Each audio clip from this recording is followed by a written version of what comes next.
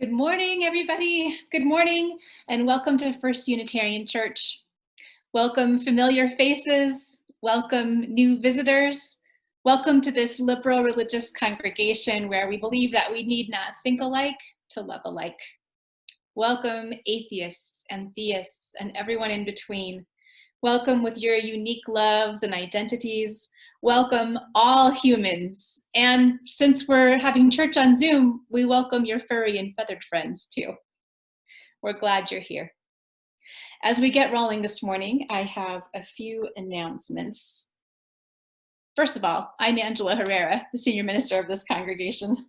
And I want to share that we had 242 members in good standing at last Sunday's special congregational meeting. 242 members came, almost 3 times the minimum number required for a quorum, which was so wonderful. Our moderator, Michael McDonald, and our board president, Heather Clark, and vice president, Michaela Renz Whitmore, led us in this meeting that was truly one for the history books. It was our first ever virtual congregational meeting. And in it, the congregation overwhelmingly approved a motion allowing the board to accept federal relief funds that can help support the church through these uncertain times.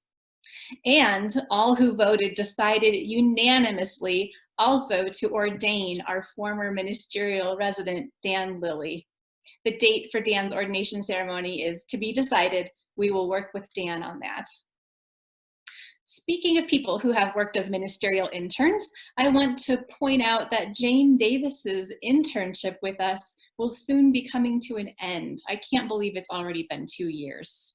Today is her last preaching day, and June 7th is her final Sunday with us.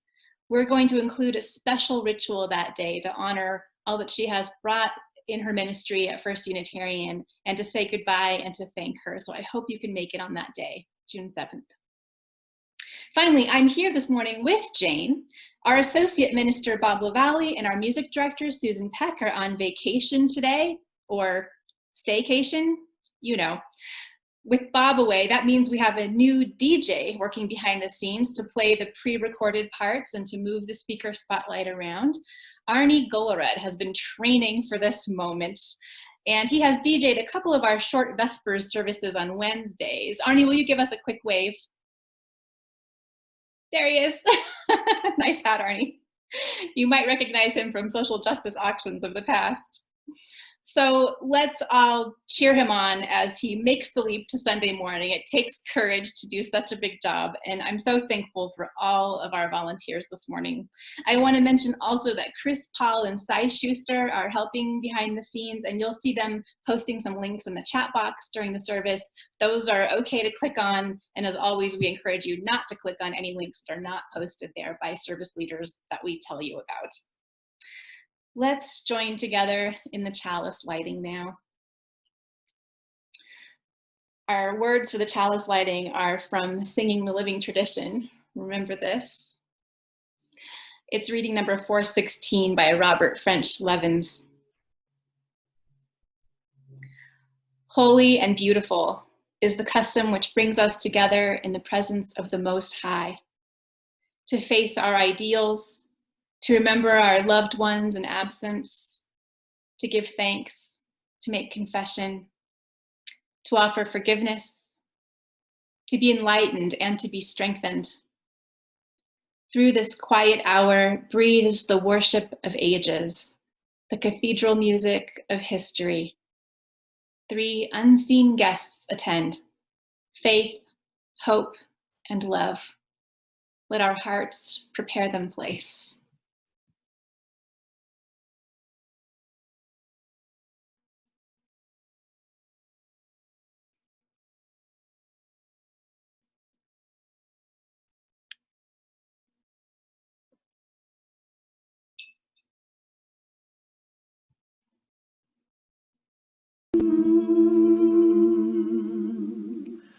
We are going, heaven knows where we are going, but we know within, and we will get there. Heaven knows how we will get there, but but we know we will. It will be hard, we know, and the road will be muddy and rough, but we'll get there. Heaven knows how we will get there, but we know we will. Oh yeah, yeah, oh yeah, yeah, oh yeah, yeah, oh yeah, yeah, oh yeah, yeah, oh yeah, yeah, oh yeah, yeah, oh yeah, we are going. Heaven knows where we are going, but we know it, and we will get there. Heaven knows how we will get there, but we know we will. It will be hard, we know, and the road will be muddy and rough, but we'll get there. Heaven knows how we will get there, but we know we will. Oh yeah, yeah, oh yeah, yeah, oh yeah, yeah, oh yeah, yeah, oh yeah, yeah, oh yeah, yeah, oh yeah, yeah, oh yeah, yeah, oh yeah, yeah, oh yeah, yeah, oh yeah, yeah, oh yeah, yeah, oh yeah, yeah, oh yeah, yeah, oh yeah. It will be hard, we know, and the road will be muddy and rough, but we'll get there. Yes, we'll get there. Heaven knows how we will get there, but we know we will. Oh yeah, yeah, oh yeah, yeah, oh yeah, yeah, oh yeah, oh yeah, yeah, where am I heading? I ain't certain. All I know is I am one man. Oh yeah, yeah, oh yeah, yeah, oh yeah, oh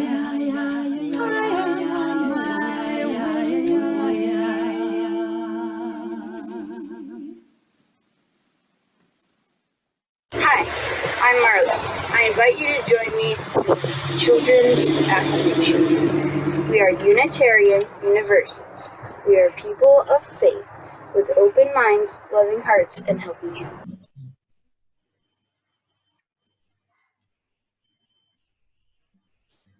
Good morning. It is time for the story, the Time for All Ages story. So I invite all kids and all young at heart to move closer, to lean in so we can start our story.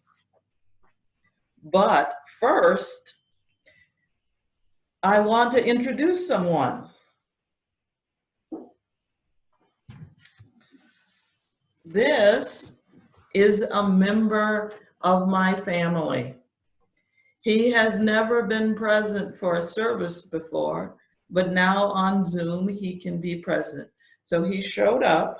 He is wearing his chalice pendant, and his name is Dog the Cat. That's his nickname.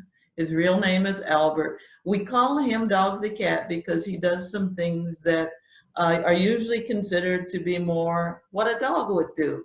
For instance, he fetches, he will walk on a harness leash, and he will wear a shirt without complaining. So he is going to be with us here to hear the story. He's going to sit here. Okay, let's begin our story. The story is called The Desert and the Stream, and it's adapted from a Sufi story. Really high up on top of a mountain, like our mountain here in Albuquerque, but even higher, there was a stream. The stream sometimes flowed very fast and with great energy. Nothing ever stopped the stream from flowing forward. When it reached the bottom of the mountain, it didn't slow down, it moved on, bubbling, burbling, and babbling as only a brook can.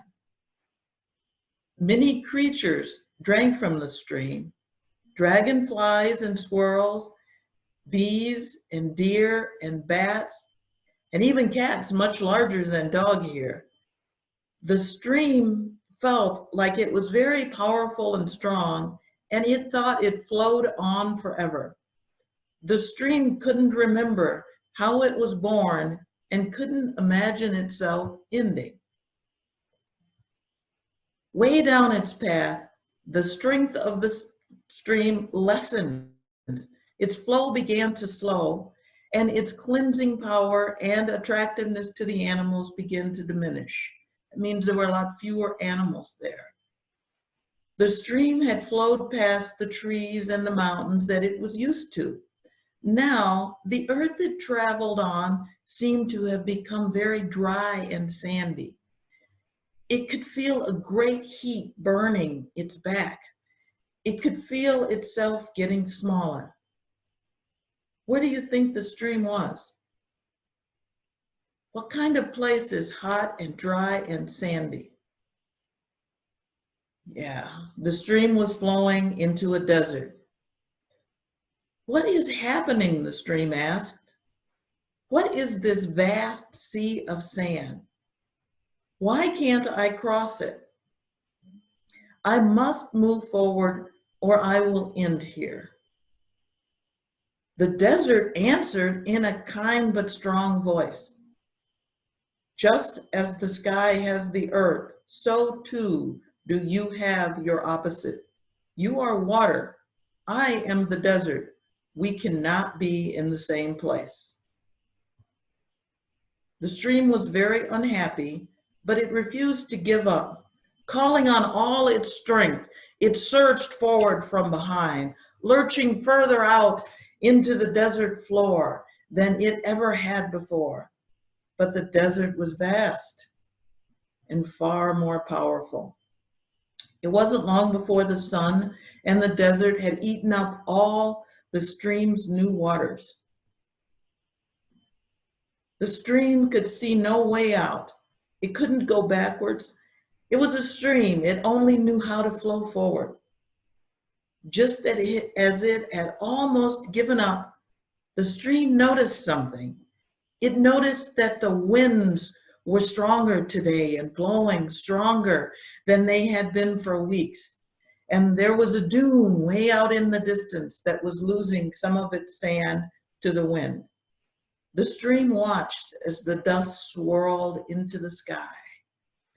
As the stream looked on, a whisper began to stir the earth and air. A voice was speaking in a language that was unfamiliar, but it sounded friendly. Surrender, said the wispy voice. But the tiny stream was afraid. Pushing forward was all it knew. The stream wondered if the wind could be trusted. This is risk, the desert said. Do you trust enough, little stream? The wind picked up. The stream could feel its cooling breeze. The wind promised the stream that it could take the water from the stream and lift it into the skies above.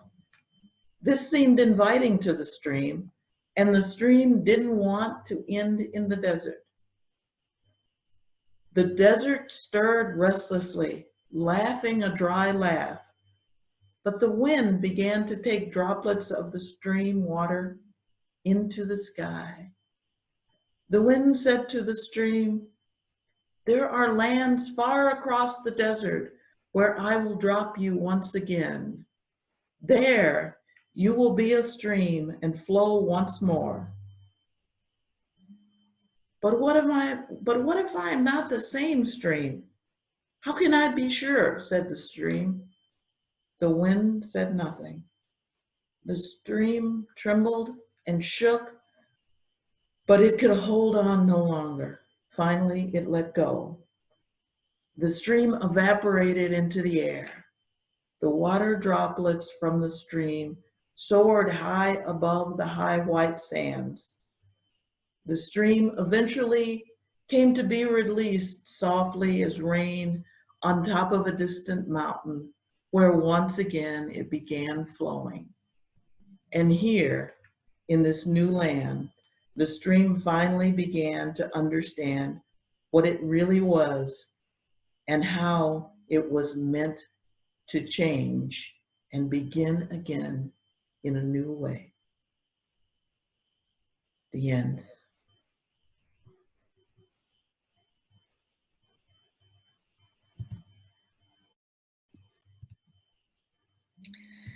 Let's prepare our bodies and minds for meditation. So I invite you to straighten your back or do whatever you need to do to get a bit more comfortable and settled. And breathe. And see if your head can lift a little closer to the sky.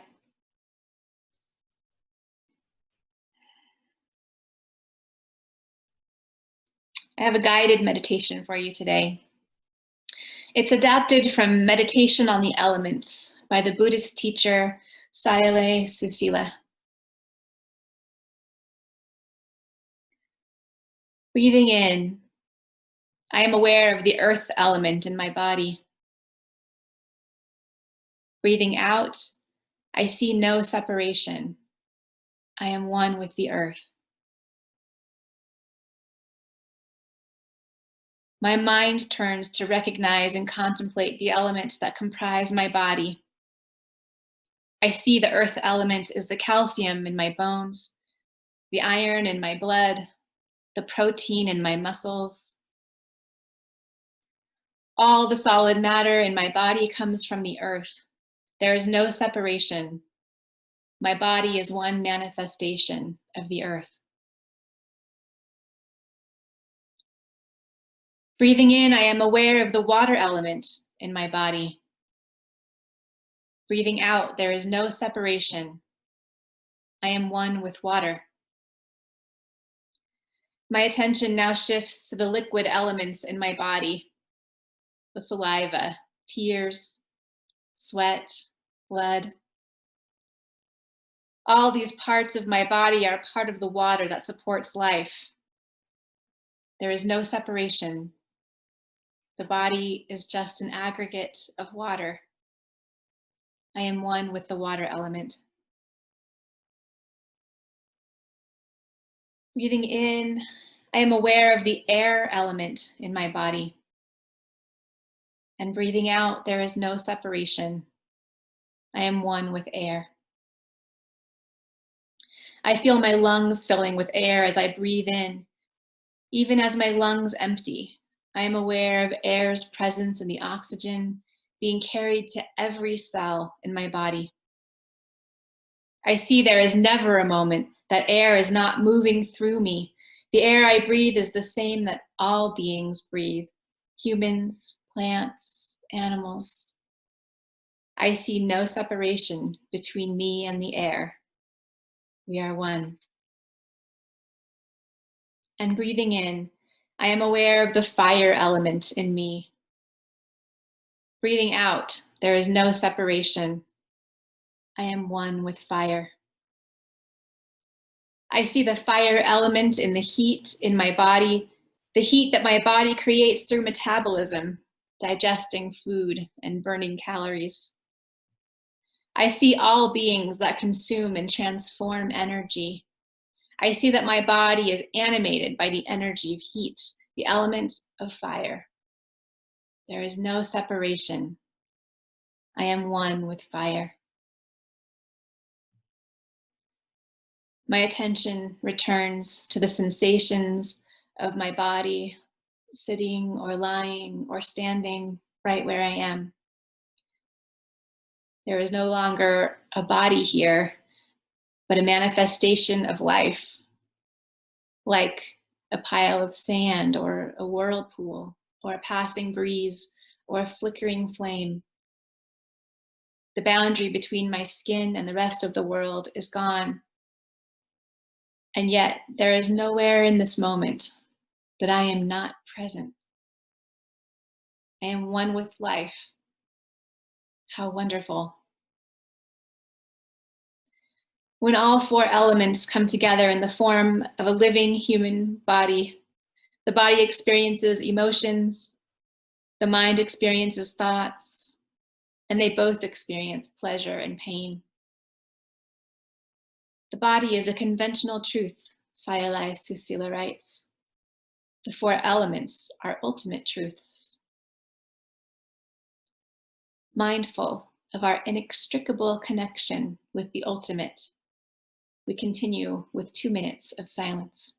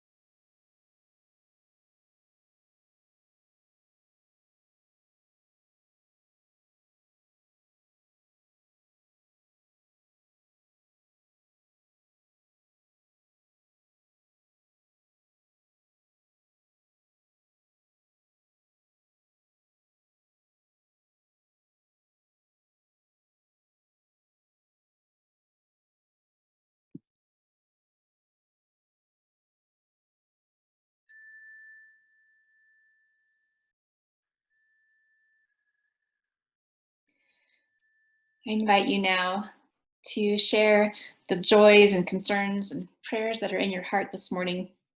When the music starts, we invite you to write them in the chat box where everyone can see them and hold them with you. You can start first with joys, and then when the text changes on the screen, we'll switch to concerns. Now, if you're calling in by phone or otherwise unable to see or write in the chat box, you won't be able to do it that way, but we'd still like to hear from you. And you can share your joys or concerns anytime by emailing our pastoral care team at caring@uuabq.org. Let's share our joys and concerns.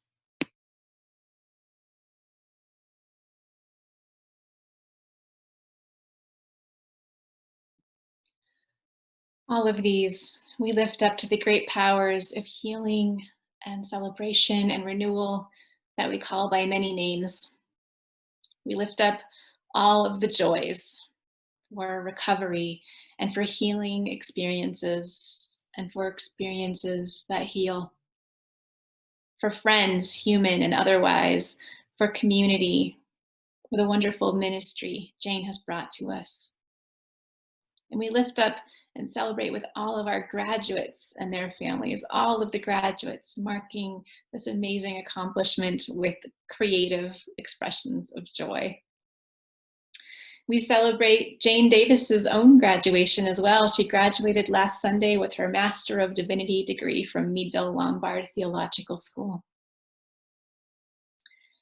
And we hold all the concerns. There's so much to be concerned about, so many deaths upon deaths around the world. I saw many, many prayers and the joys and concerns for the Navajo Nation. And we acknowledge and mourn, we grieve, we lament the effects of racism long entrenched in our country that are manifesting in such devastating ways through the COVID-19 pandemic. We lift up loved ones who are ill or on hospice or declining. We lift up concerns about the division in our country. I saw one prayer about baby teeth, and it reminds me, that prayer about baby teeth that won't come out, of all of the growth we are doing right now that requires patience and tugging and waiting and striving. And on this Memorial Day, we also remember all who we've lost to war, all whose lives are still echoing among us and who are not forgotten. We lift up Terry Axline, whose husband Bob Axline passed away this month. And I lift up also the people at Levita Yena. It's a mixed joy or concern I lift up for them. They're now free of COVID-19 after experiencing a frightening outbreak earlier. And I know that becoming free of COVID-19 required a lot of struggle and suffering and isolation. And so we're glad that they're safer now. Jane had originally selected 2 readings for our service today. She'll read one of them to you in a moment. The other one, though, is Go Boldly by Jean Olson. It's written like a poem, but it's also kind of a prayer. And so I'm going to include that now as part of our prayer. As I heard Dr. Elias Ortega, the president of Meadville Lombard, say in last Sunday's commencement ceremony, I'm going to pray a poem over you. I'm going to pray a poem over you. Here are Olson's words. May you be brave enough to expose your aching woundedness and reveal your vulnerability. May you speak your deepest truths, knowing that they will change as you do. May you sing the music within you, composing your own melody, playing your song with all your heart. May you draw, paint, sculpt, and sew, showing the world your vision. May you write letters, poetry, biography, slogans, graffiti, the great novel, laying bare your words to love and hate. May you love even though your heart breaks again and again. And until the end of your days, may your life be filled with possibilities and courage. May it be so. And may we increase love and courage in this world through our manner of being. Peace be with you. And now we have something really special for you. The song that you're about to see is the first one performed by our church band since the pandemic began. Working together to blend their voices virtually, Spare Parts has renamed themselves Disparate Parts for now. Here is their very first musical offering.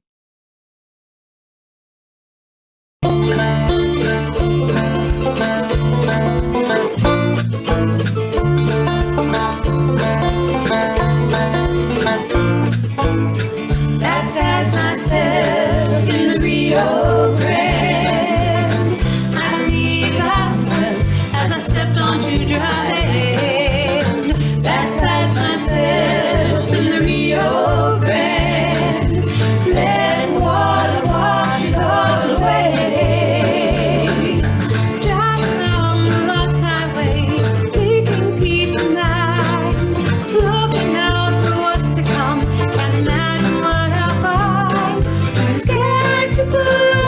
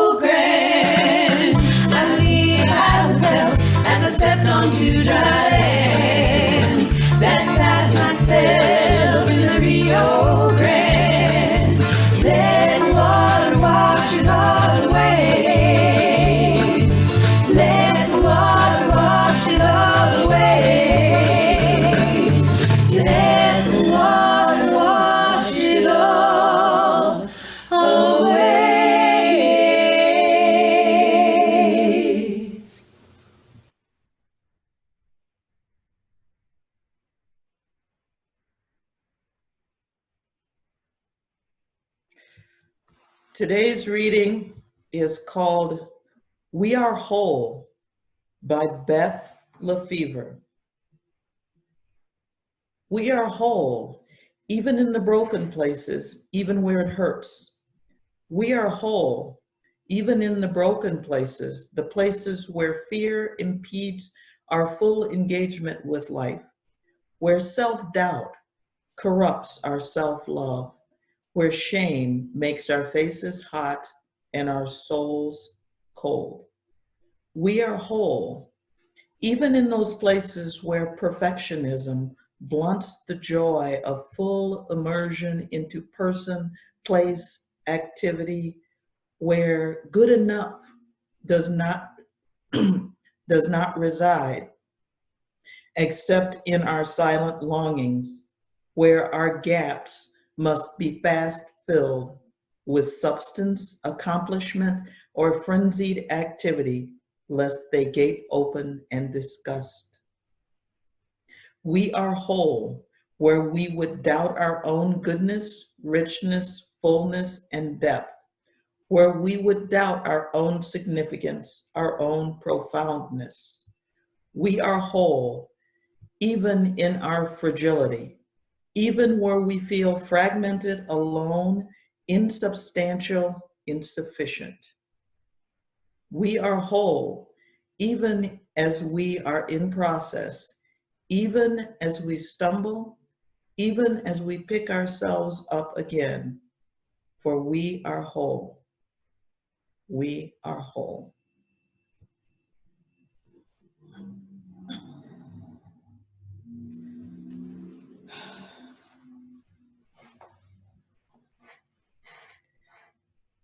There is no crying in baseball. I'm sure some people know that is a line from the movie A League of Their Own. The movie is about a man who is coaching a women's baseball league called the All-American Girls Professional Baseball League. He is coaching the Rockford Peaches out of Rockford, Illinois. I once lived in Rockford, Illinois, and I became familiar with the history of the Rockford Peaches. In the scene, the coach yells insults at one of the players, and that player begins crying. And the coach then screams, "There is no crying in baseball." Angrily, he then shares a painful story about when his coach yelled at him and he did not cry. The umpire then criticizes the coach for this treatment of the player. The coach angrily insults the umpire and is thrown out of the game. Could it be that the coach has replaced crying with anger to express his feelings of sadness and pain? As a youth, I played sports, so I was taught that very no crying rule. I then grew up and went into a profession where that rule still applied. There is no crying in nuclear power. For some reason, it is assumed that it would be unsettling to people to see a senior engineer crying in a nuclear power plant. I know there are more than a few of us who took on roles where there is no crying, and maybe we moved away from crying altogether. What have we missed out on by not crying? Emotional tears occur in response to a whole range of emotions, and they contain a higher level of stress hormones than other types of tears. We may try to suppress tears if we see them as a sign of weakness, but science suggests that doing so could mean missing out on a whole range of benefits. Studies have found that crying may have a direct self-soothing effect. Crying activates the parasympathetic nervous system, which helps us to regulate our emotions, calm ourselves, reduce stress, and relax. As well as helping us self-soothe, crying can help us get support from others. Studies show that crying is primarily an attachment behavior, and it rallies support from the people around us. This is an interpersonal or social benefit. Research shows that shedding emotional tears releases oxytocin and endorphins. Oxytocin and endorphins are known as feel-good chemicals. These chemicals make us feel good. They ease physical and emotional pain and promote a sense of well-being. When we cry in response to stress, the tears contain a number of stress hormones and other chemicals. In this way, crying can reduce the levels of these chemicals in our body, which could in turn reduce stress. So why are we against crying? Crying does some good things, so it's clearly not the crying itself. It is what we believe about emotion and which emotions are preferable in which situations. We seem to want to do away with those emotions that show vulnerability or weakness. I'd like to share a threshold crossing I've experienced. It involves my moving to an understanding that what is needed is to bring all ourselves to life. As part of my ministerial training, I served in chaplaincy work in Chicago with an organization that houses people who are both HIV positive and in addiction recovery. The organization is run by the Catholic Church, and my instructor for that process was a nun from the Order of the Sisters of Providence of St. Mary of the Woods. She had a nickname. She had been nicknamed Sister Barbara the Bold. During our class sessions, she repeatedly asked us the question, "What are you feeling when engaging with the residents?" I thought about it and I answered with what I thought was responsive to her questions. Sister Barbara replied, often in an animated way, "No, no, no, you are telling me what you are thinking." I asked, "What are you feeling?" After going through this exercise several times with Sister Barbara the Bold, I realized that I was analyzing situations and I was not identifying what I was feeling. When I discussed this with the good sister, she asked me whether or not I was afraid to engage with feelings from fear of feeling weak or vulnerable, or fear of getting lost in the feelings. She urged me to accept my emotions as part of myself and use them in conjunction with rationality, not instead of rationality. She explained that it is through our emotions that we experience vulnerability, and mutual vulnerability is how we connect to other beings. This is how we grow spiritually, and this is how we provide spiritual support for others. This was a definite threshold crossing for me. Since crossing this threshold, I often say to myself in my head when I'm going through something difficult, "No, no, no, not what are you thinking, what are you feeling?" I'm still working on this, but it reminds me that we need to bring all of ourselves to life situations and to each other, and that displaying vulnerability helps us to connect with each other. We are, in fact, vulnerable. We are vulnerable in that we cannot exist alone. We cannot exist without the unique chemistry situation we find here on this planet. We cannot flourish without hope and faith. We cannot flourish without some sense of belonging and community. As Sister Barbara the Bold was kind enough to share repeatedly, that does not mean chaos. That does not mean eliminating rationality, and that certainly does not indicate weakness. There may not be crying in baseball, but in each human life, there is a time for crying. I still have trouble crying. Have you cried lately? Are we bringing all of ourselves to the current struggle, or are we stuck in those areas of ourselves where there is no crying?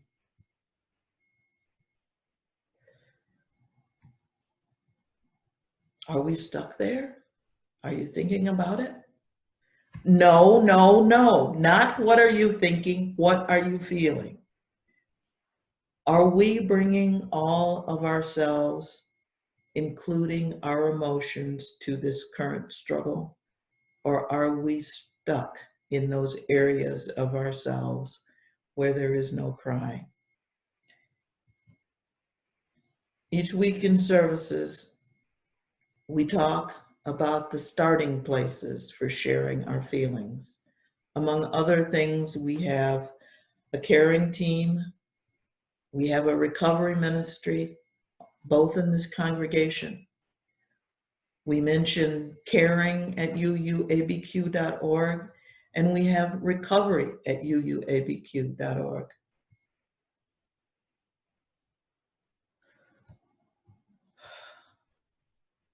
On this day of my last message as an intern with this congregation, I can answer Sister Barbara's question. I know what I'm feeling. I am feeling sadness intertwined with gratitude. I am feeling sadness that I will be leaving this community for a while, and that we are currently in a situation where the usual face-to-face ritual for this transition is not possible. The sadness does not lessen my feelings of gratitude. I am grateful for having been a part of such a caring community provided by this congregation. You have welcomed me in a way that permitted me to risk vulnerability and bring forth more of myself than I ever imagined possible. Thank you, and bless you.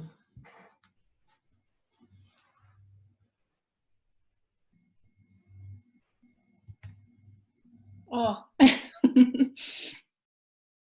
bless you too, Jane. And yes, I have cried lately, thanks to your beautiful homily. Okay, everybody. Remember when we used to pass the baskets on Sunday and you had the opportunity to tip the church? A few bucks each week, a handful of change for the future, and maybe even like a 20 now and then. All those contributions added up. And every few months, the church would send a few $1,000s to our Change for the Future organization. Things are different now. There are no baskets, and even when the time comes that we do gather again in our sanctuary, chances are we won't be passing anything hand to hand for a long time. So we are challenged to develop some new habits around that. This is the time in our service when we collect the offering. If you have not made a contribution since the pandemic began, and you are fortunate enough to have some money to spare, will you try this new way of giving today? Our Change for the Future organization is one very dear to Jane's heart. She introduced us to it. It's Oxford House, which organizes democratically run self-supporting homes for people living in recovery. You'll be able to find a link for giving in the chat box, and you can designate your gift for Oxford House or for the church as you wish. Thank you for your generosity.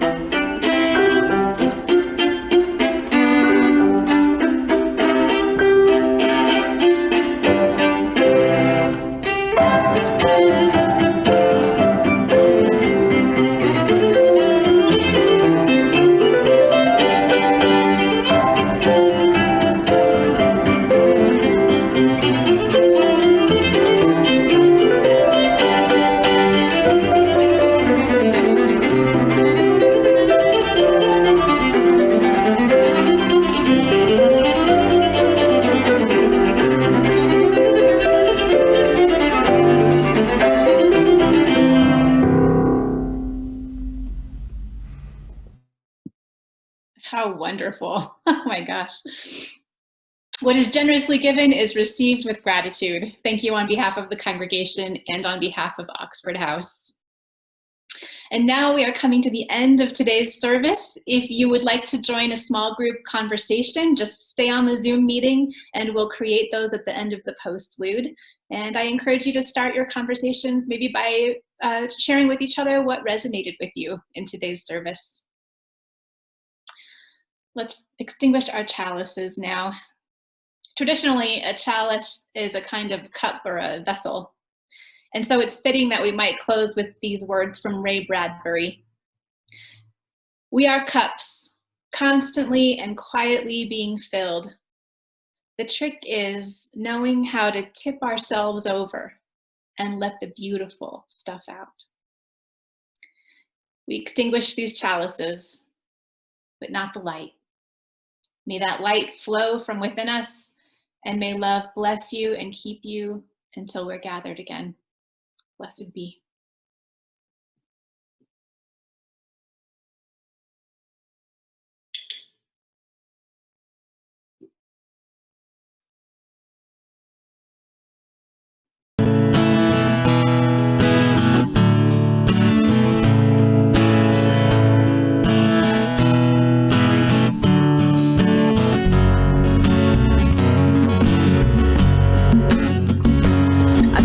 Julian, you are holy, you are holding my hand. And Julian, you are holy, you are holding my hand. She said, all will be well, all will be well, all manner of things will be well.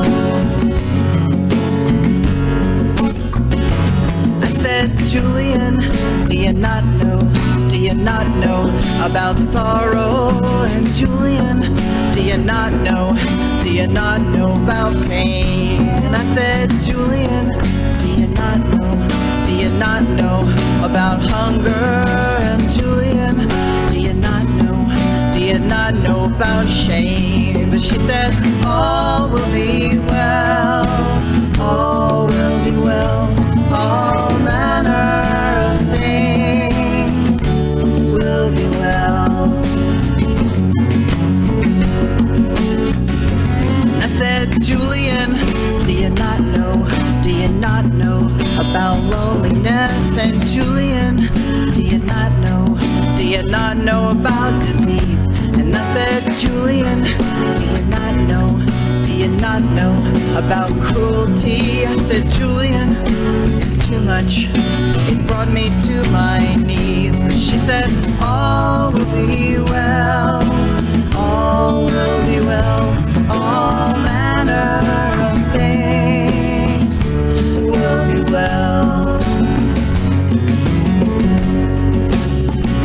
And she said, no one does not know about sorrow, and no one does not know about pain. She said, no one does not know about hunger, and no one does not know about shame. And she said, all will be well, all will be well, all manner of things will be well.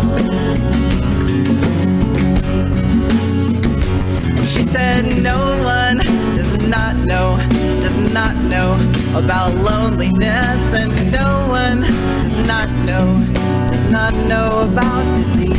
And she said, no one does not know about cruelty. She said, I know, it's too much, it brought me to my knees, where I heard, all will be well, all will be well, all manner of things will be well. I said, Julian, you are holy, you are holding my hand. And Julian, you are holy, you are holding my hand. She said, all will be well, all will be well, all manner of things will be well. And she said, baby girl, do you not know about tenderness? She said, baby girl, do you not know about friends? She said, baby girl, do you not know about the spirit? She said, baby girl, do you not know it's only love that never ends?